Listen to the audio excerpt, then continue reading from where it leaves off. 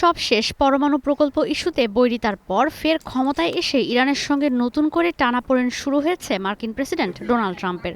জ্বালানি ও আর্থিক খাতে পশ্চিমা নানা নিষেধাজ্ঞায় দেশটি ভুগছে চরম মূল্যস্ফীতিতে। ব্যাপক মুদ্রার অবমূল্যায়নে রাস্তায় নেমেছিলেন গুটি কয়েক ব্যবসায়ী। এই বিক্ষোভ রূপ নিয়েছে সরকার বিরোধী আন্দোলনে। আয়াতুল্লাহ আলী খামেনিকে দমাতে প্রতিনিয়ত চাপ বাড়াচ্ছে ট্রাম্প প্রশাসন। এতদিন ইরানের সঙ্গে বাণিজ্য পরিচালনার কারণে চাপে ছিল চীন, ভারত আর রাশিয়া। এবার ঢালাওভাবে তেহরানের বাণিজ্যিক অংশীদার সব দেশের ওপর 25% শুল্কের ঘোষণা দিলেন ট্রাম্প।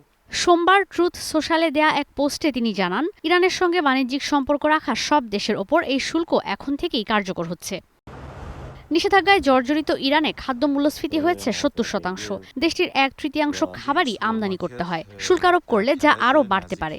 বর্তমানে দেশটির সঙ্গে ব্যবসা পরিচালনাকারী দেশগুলোর মধ্যে অন্যতম চীন, ইরাক, সংযুক্ত আরব আমিরাত, তুরস্ক, ভারত ও রাশিয়া। যুক্তরাষ্ট্রে এসব দেশ থেকে পণ্য আমদানি করলে আমদানিকারকদের গুনতে হবে এই শুল্ক। জ্বালানি তেল উত্তোলক ও রপ্তানিকারক দেশগুলোর সংগঠন ওপেকের অন্যতম সদস্য দেশ ইরান। নিষেধাজ্ঞার কারণে বেশিরভাগ জ্বালানি তেলই রপ্তানি করতে হয় চীন, সংযুক্ত আরব আমিরাত, ভারত আর তুরস্কে। 2022 সাল পর্যন্ত বিশ্বের 147টি দেশে পণ্য রপ্তানি করেছে তেহরান। দেশটি সবচেয়ে বেশি রপ্তানি করে অপরিশোধিত জ্বালানি তেল, ইউরিয়া, অ্যামোনিয়া সার, পেট্রোলিয়াম গ্যাস ও প্লাস্টিক।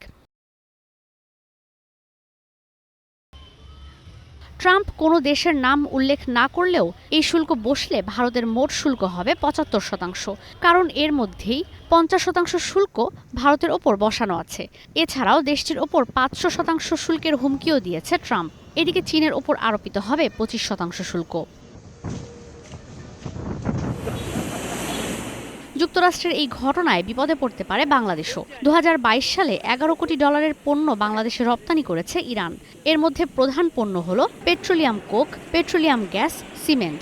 বাংলাদেশ রপ্তানি করেছে প্রায় 4 কোটি ডলারের পণ্য, যার মধ্যে উল্লেখযোগ্য পাটের সুতা। ঈশিতা ব্রহ্ম, স্টার নিউজ।